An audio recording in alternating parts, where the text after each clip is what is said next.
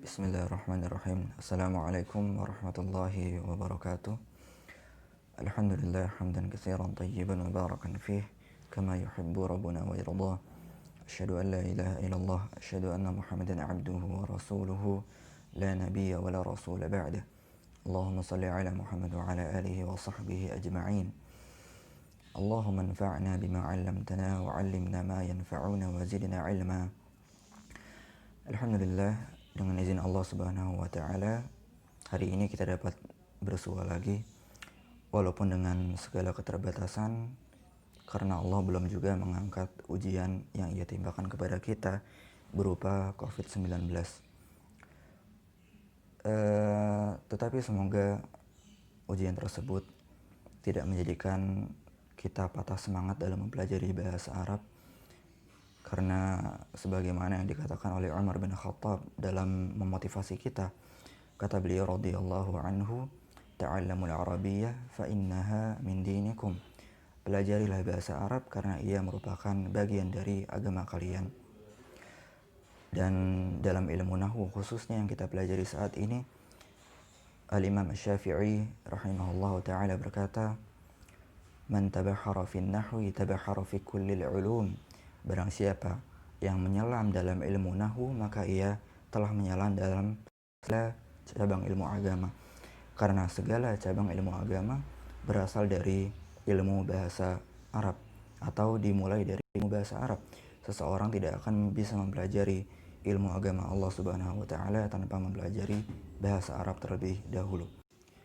Dan kita berharap kepada Allah Subhanahu wa taala agar Ia menjadikan kita orang-orang yang bersabar, khususnya dalam menghadapi pandemi COVID-19, karena Allah Subhanahu wa taala menjanjikan orang-orang yang bersabar dengan pahala tanpa batas.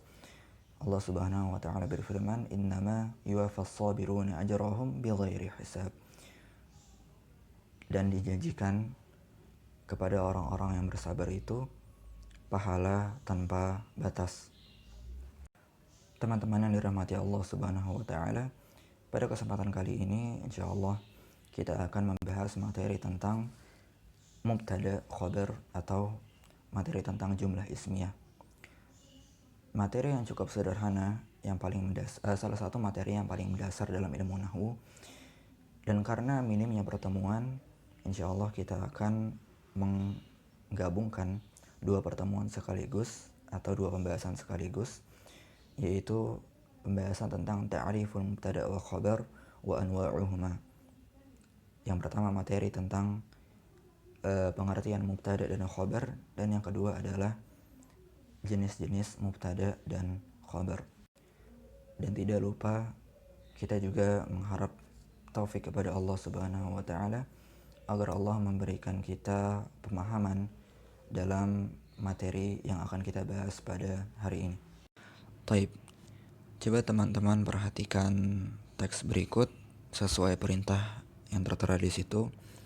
Lahidun nasat tali fasatajiduna fihi adadan minal mubtada wal khabar. Qala fadilatul ustaz Dr. Abdus Salam bin Salim As-Suhaimi hafizahullah. Profesor Dr. Abdus Salam bin Salim As-Suhaimi hafizahullah berkata, beliau ini adalah salah satu dosen di Universitas Islam Madinah di Fakultas Dakwah, khususnya atau tepatnya di prodi fikih atau jurusan fikih.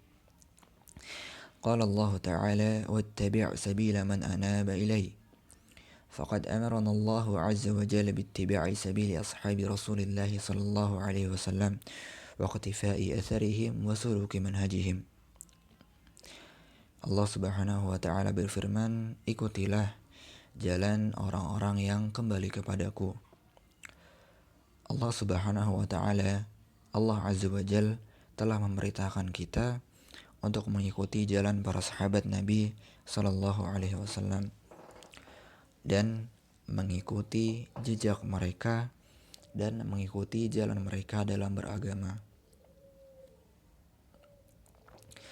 قال الإمام ابن القيم بعدما ذكر هذه الآية كل من الصحابة منيب إلى الله تعالى فيجب اتباع سبيله وأقواله واعتقاداته من أكبر سبيله وحذرنا الله سبحانه وتعالى من مخالفة سبيلهم وتوعد سبحانه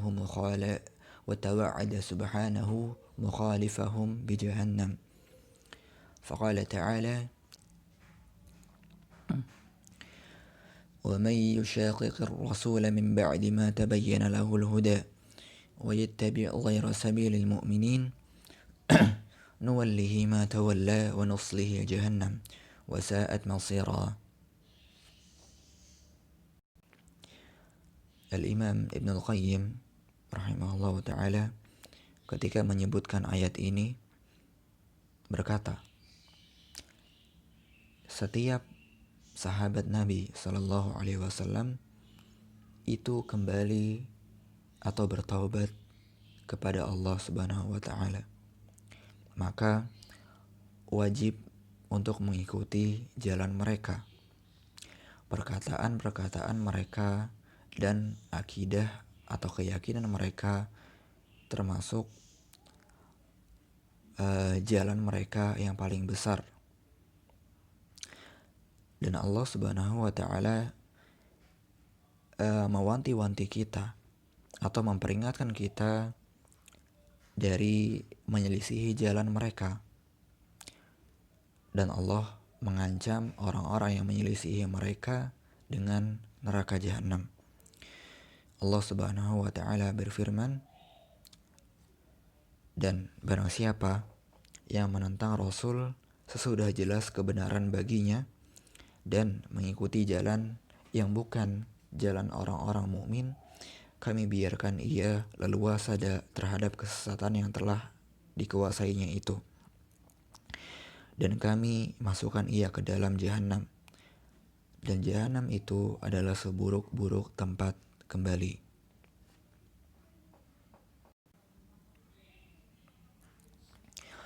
Wa akhbarana Allah subhanahu wa ta'ala an ridahu amman ittaba'ahum bi ihsan wa a'adda lahum ath-thawab al-'azim.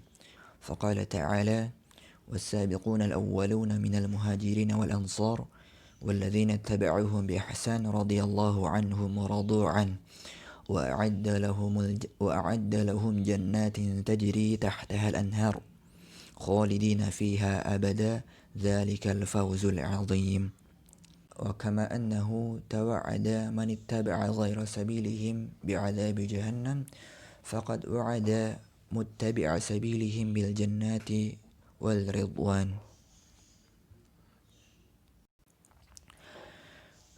Dan Allah Subhanahu wa Ta'ala telah mengabarkan kepada kita semua tentang ridhonya bagi siapa yang mengikuti para sahabat dengan kebaikan atau dengan baik. Dan Allah Subhanahu wa Ta'ala telah menjanjikan kepada mereka ganjaran yang besar. Allah Subhanahu wa Ta'ala berfirman yang artinya, dan orang-orang terdahulu dari golongan muhajirin dan ansar dan orang-orang yang mengikuti mereka dengan baik, Allah ridho terhadap mereka dan mereka ridho terhadap Allah. Dan Allah menjanjikan kepada mereka surga yang di bawahnya mengalir sungai-sungai, dan mereka kekal di dalamnya untuk selama-lamanya, dan itu adalah kemenangan yang besar atau kemenangan yang agung.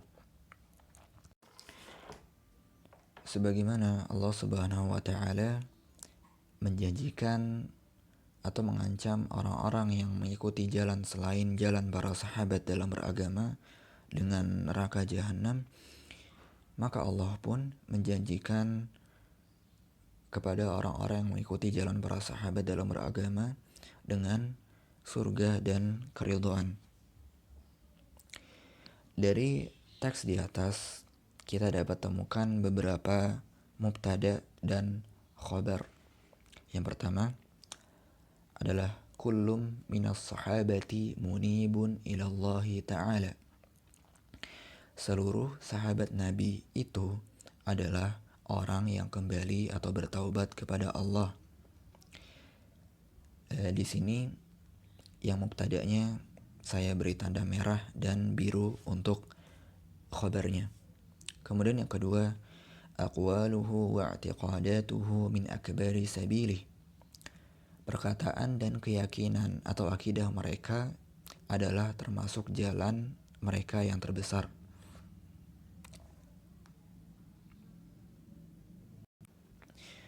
Kemudian yang ketiga, firman Allah Subhanahu wa taala, "Was-sabiquna al-awwaluna minal muhajirin wal ansar walladzina ittaba'uuhum bi ihsan radhiyallahu anhum wa radu an." Orang-orang yang terdahulu lagi yang pertama masuk Islam dari golongan muhajirin dan ansar dan orang-orang yang mengikuti mereka dengan baik, Allah ridho kepada mereka dan mereka pun ridho kepada Allah. Dan yang terakhir masih penggalan dari ayat yang sama, Zalikal fawzul azim, itu adalah kemenangan yang besar.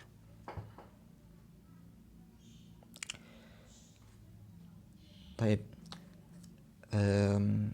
kita masuk ke dalam pembahasan al-jumlah fil arabiyyah jumlatan. Kalimat di dalam bahasa Arab ada dua macam.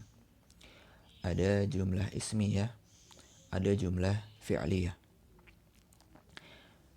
Yang kita bahas di pertemuan kita hari ini adalah jumlah ismiyah. Jumlah ismiyah terdiri dari mubtada dan khobar yang susunannya berupa isim plus isim atau isim plus fi'il.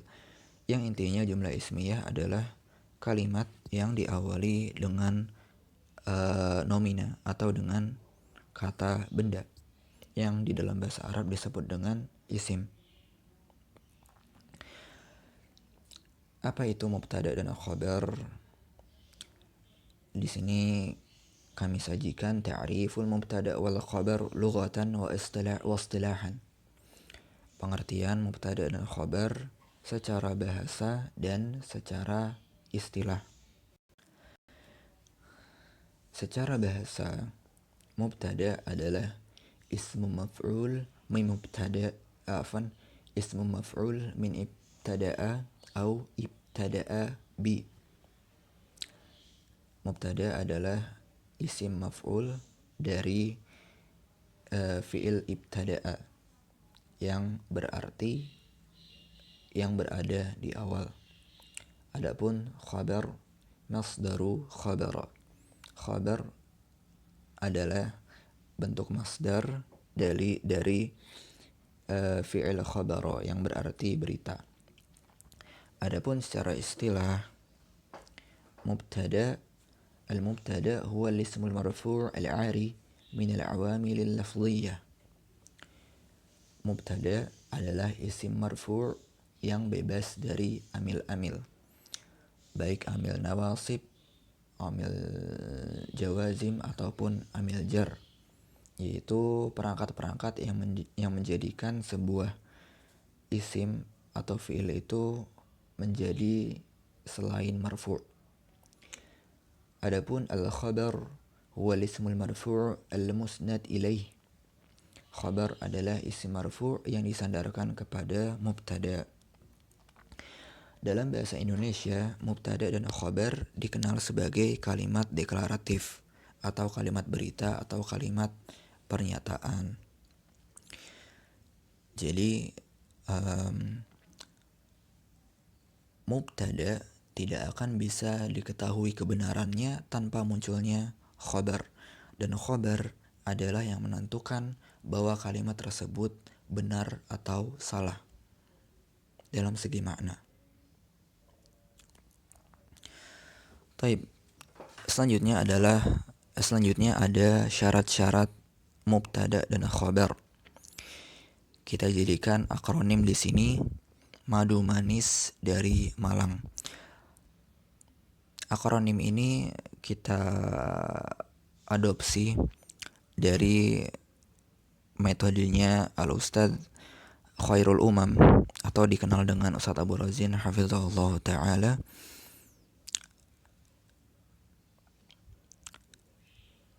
Beliau menjadikan kata madu manis dari Malang sebagai cara mudah untuk menghafal syarat-syarat mubtada khobar.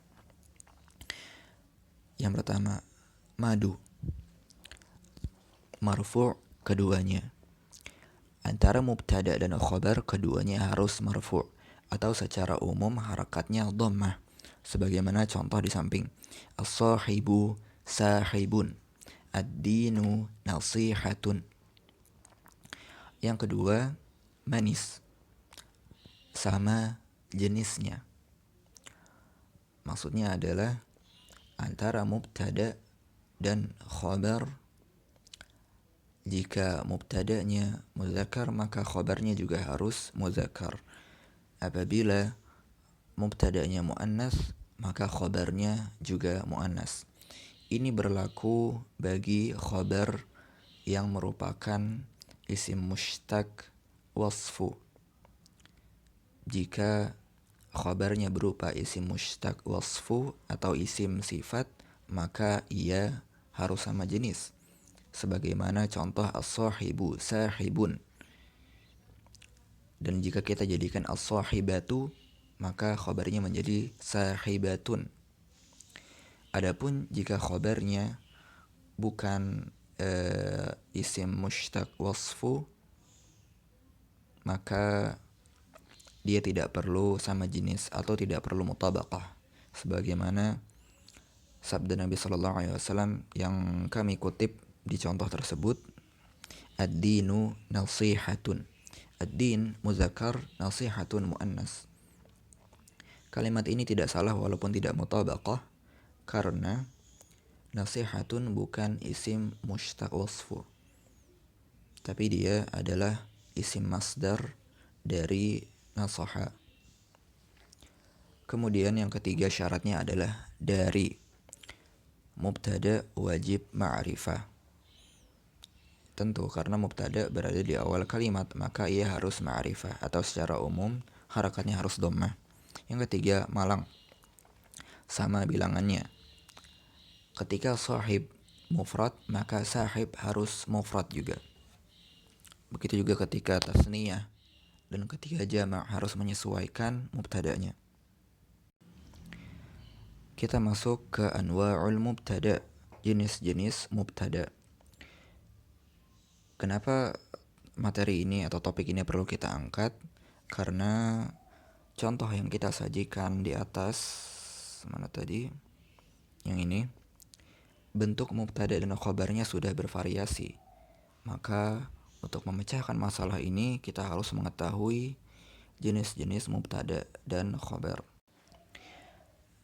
Ada 3 bentuk isim yang dapat menjadi mubtada. Yang pertama, isim mu'rab,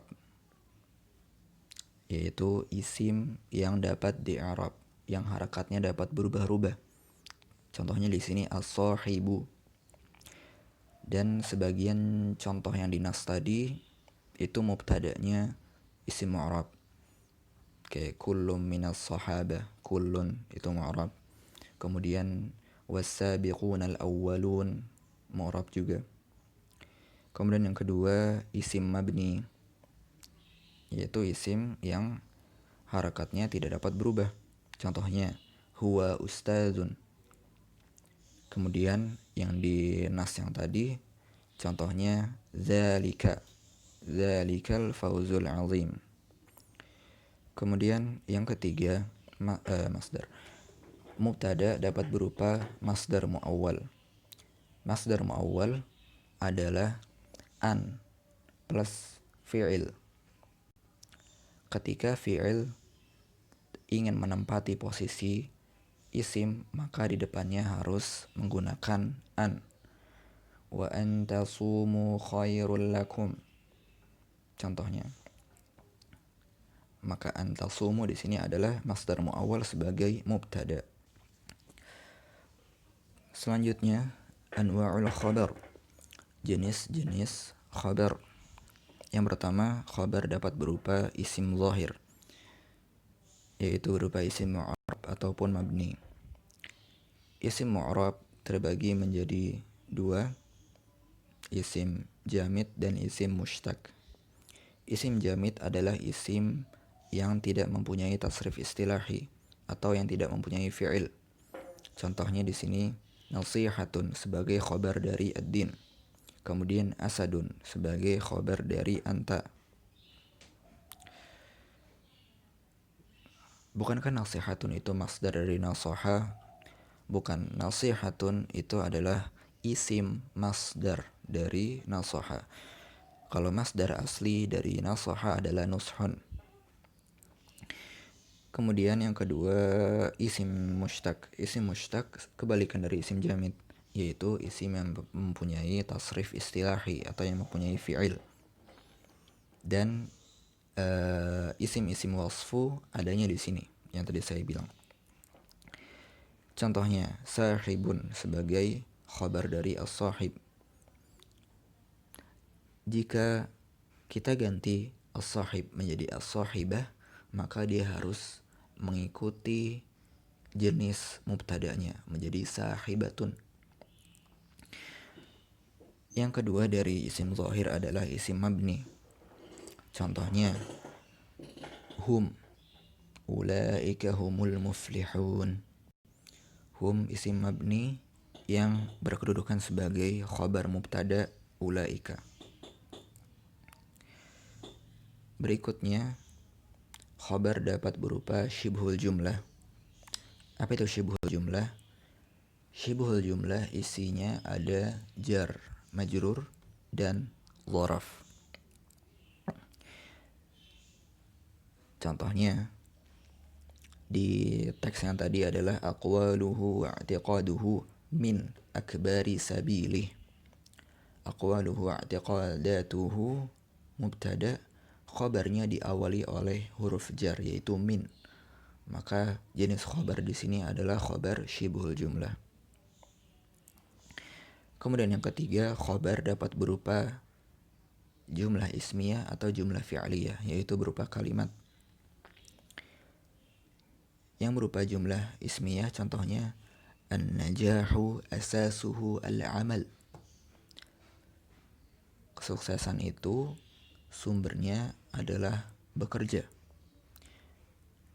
Salah satu yang menjadi ciri khas di khabar jumlah ismiyah, di dalam khabarnya selalu ada dhamir muttasil yang kembali ke mubtada'nya atau disebut dengan dhamir rabit. Yang kedua, jumlah fi'liyah.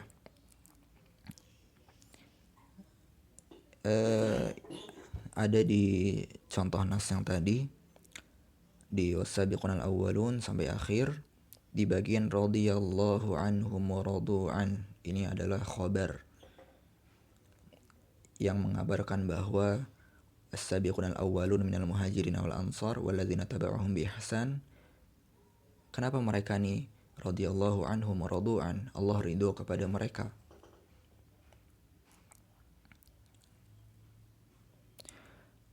Sekian pembahasan tentang mubtada dan khabar.